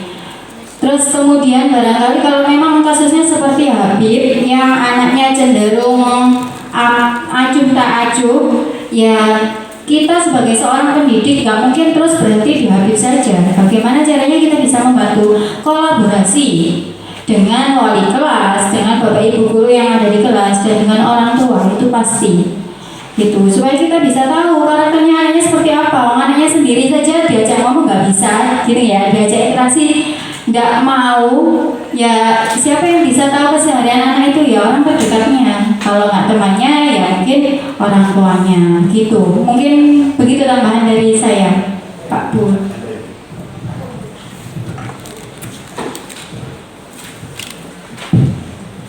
Terima kasih. Semua yang disampaikan itu kan dalam keadaan normal atau standar. Dan perlu kita ketahui memang ya ada anak itu kan yang ekstrim negatif, ada yang ekstrimnya positif ada. Nah, saya lihat ya kurikulum ini, saya lihat kan semua itu ngadopsi dari negara-negara maju, mesti ngadopsi itu dari negara-negara maju. Nah, negara-negara maju itu sudah tertata. Semua itu sudah tertata. Katakanlah sama dengan di sekolah Indonesia yang sekolah-sekolah maju. Sekolah-sekolah maju itu inputnya kan sudah bagus. Inputnya sudah bagus. Dan semua yang disampaikan itu dalam keadaan standar. Artinya di sini itu kan ada yang sudah tidak standar, makanya mesti ada masalah. Tidak standar. Makanya seperti yang disampaikan Pak Selamat sama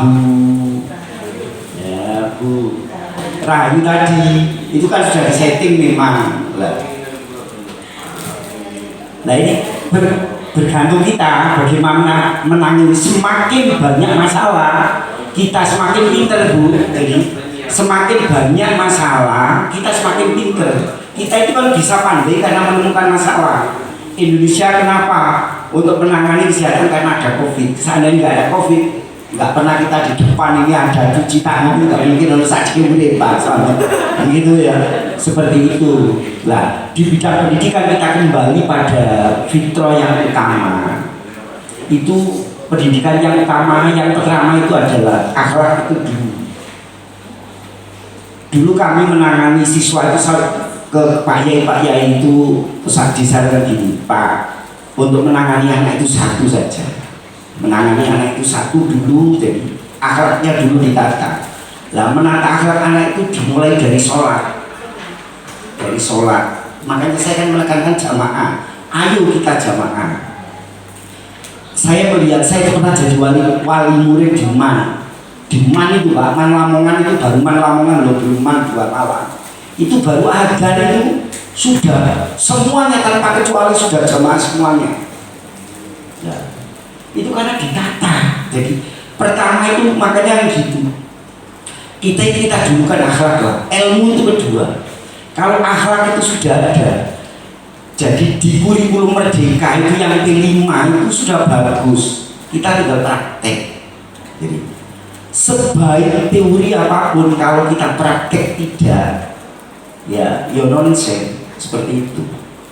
Jadi, makanya kita kembali pada di taklim yang utama itu akhlak kita dulukan. Ini akhlak itu sudah bagus, jadi kita tanya anak itu, ayo Pak sholat, ayo Pak.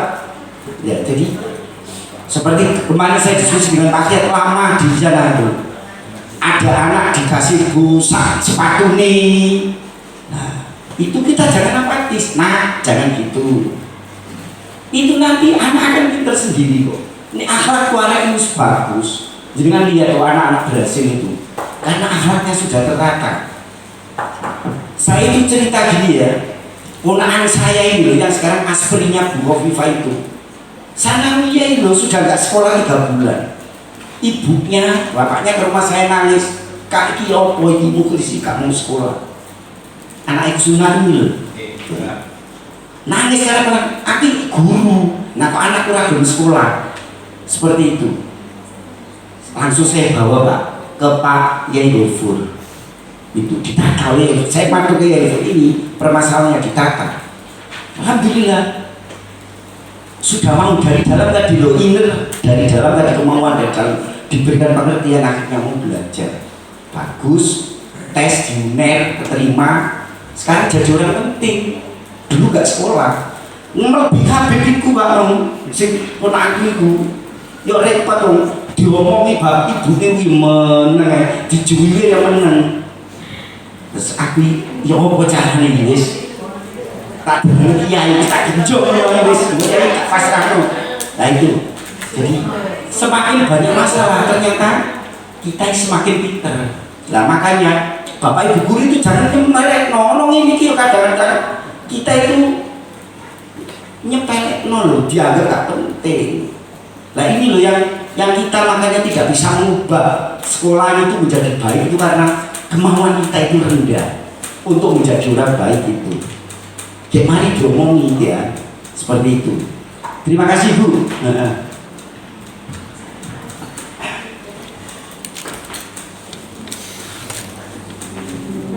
Ya, terima kasih Bapak Ali Nudin. Ini sudah memberikan tambahan jawaban ya, sudah cukup menjawab pertanyaan dari Pak Slamet dan Bu Rahayu. Tambahan juga sebenarnya kalau yang saya baca teori kontrol itu bisa jadi dia bersifat relatif. Jadi yang tadi dicontohkan itu standarnya. Kalau kasusnya lebih ringan bisa lebih sederhana lagi, dan kalau kasusnya lebih berat ya tentunya seperti yang tadi dikatakan oleh Bu Maulida dan Pak Ali, semakin tantangan kita untuk menghadapi masalah tersebut juga semakin berat. Termasuk juga tadi ada yang sampai ke kiai seperti itu, kemudian orang tuanya memanggil orang tuanya dan lain sebagainya. Ada tambahan Bu Maulida? Sudah cukup? Karena waktunya sudah jam 12.30 Bapak Ibu, sudah memasuki jam istirahat dan jam masuk ke kelas kembali. Kami dari calon guru penggerak, saya Bu Rizky Vera dan Bu Maulida mengucapkan terima kasih yang sebesar-besarnya atas partisipasi dari Bapak Ibu, dan kami mohon maaf apabila ada kesalahan. Semoga apa yang kita sampaikan hari ini bisa bermanfaat untuk kita semua. Saya akhiri, assalamualaikum warahmatullahi wabarakatuh.